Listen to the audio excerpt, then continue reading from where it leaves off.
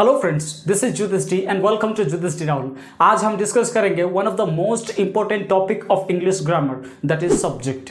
क्या होता है सब्जेक्ट एक्चुअल में and how to find out the subject in a sentence and what are the sitting places. Sentence में subject कहां पर बैठता है, वो सारे क्वेश्चंस को इस एक वीडियो के अंदर डिस्कस करेंगे। सो वीडियो बहुत ही ज्यादा हेल्पफुल होने वाला है। So make sure that you will watch this video till the end. So सबसे पहले हम डिस्कस करेंगे व्हाट इज सब्जेक्ट। सब्जेक्ट वो हो जाता है the word which does the work in a sentence, यानी कि एक पर्टिकुलर सेंटेंस में वो सब्जेक्ट होता है जो काम करता है, यानी कि the word which does the work in a sentence. एक सेंटेंस में जो वर्ड काम करता है उसको बोलते हैं subject. For example, Rahul is playing cricket. Rahul cricket खेल रहा है, यानी कि यहां पर कौन खेल रहा है? Cricket.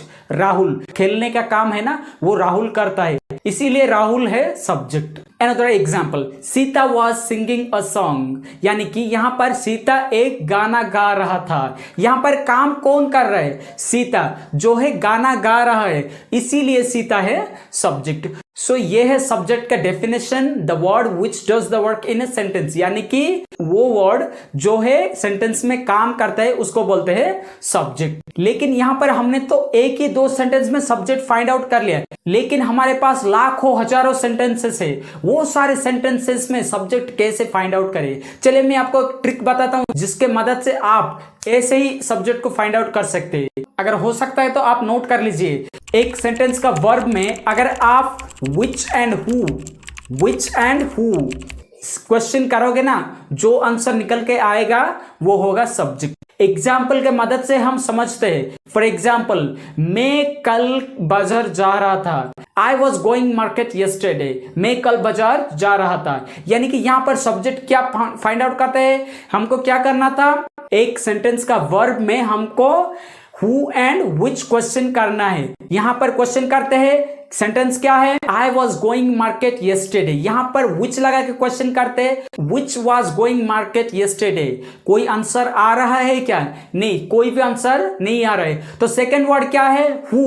Who was going market yesterday. Yes, we got the answer. यहां पर आंसर आ रहा है, who was going to the market yesterday. कौन कल बाजार जा रहा था? यहां पर मैं जा रहा था, तो इसीलिए मैं हूं यहां पर सब्जेक्ट, यानी कि I is the subject in this sentence.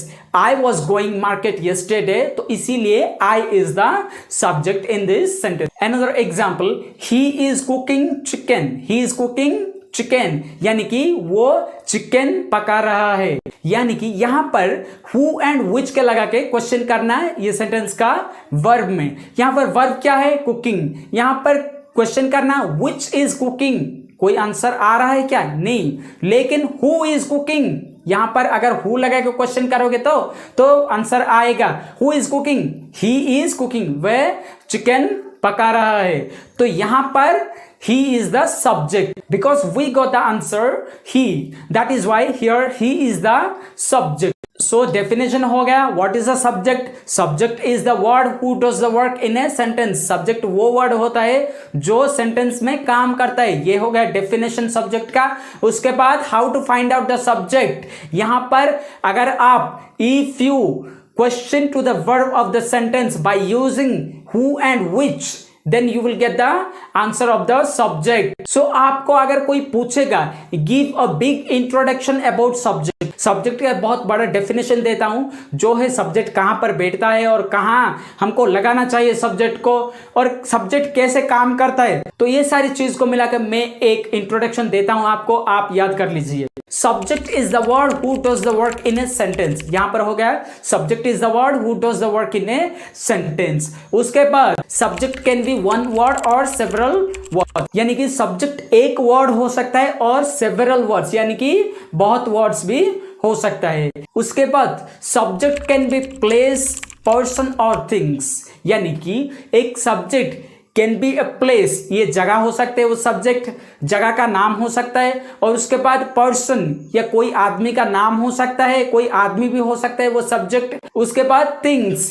कोई भी एक वस्तु हो सकता है subject. Subject can be a place, person और things. Subject is always placed at the beginning of an affirmative sentence and negative sentence, यानी कि यहां पर नेगेटिव सेंटेंस में एंड एफर्मेटिव यानी कि पॉजिटिव सेंटेंस में subject always is placed at the beginning, यानी कि सब्जेक्ट इन दोनों सेंटेंस में सब्जेक्ट पहले पहले ही यूज होता है। Subject is always placed at the middle of an interrogative sentence, यानी कि इंटरोगेटिव सेंटेंस में सब्जेक्ट का स्थान होता है मिडिल में। उसके बाद आता है subject is always placed at the end of an exclamatory sentence, यानी कि एक्सक्लेमेटरी सेंटेंस में subject is always placed at the last में सब्जेक्ट को पाया जाता है एक्सक्लेमेटरी सेंटेंस में। Subject is always implied in the imperative sentence, imperative sentence में सब्जेक्ट इज ऑलवेज इंप्लाइड, छुपा हुआ होता है। इंप्लाइड का मतलब छुपा हुआ होता है। सब्जेक्ट इज ऑलवेज छुपा हुआ होता है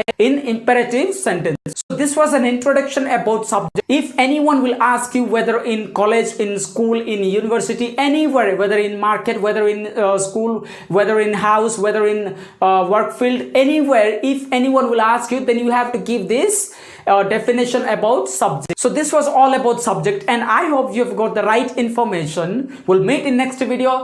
Stay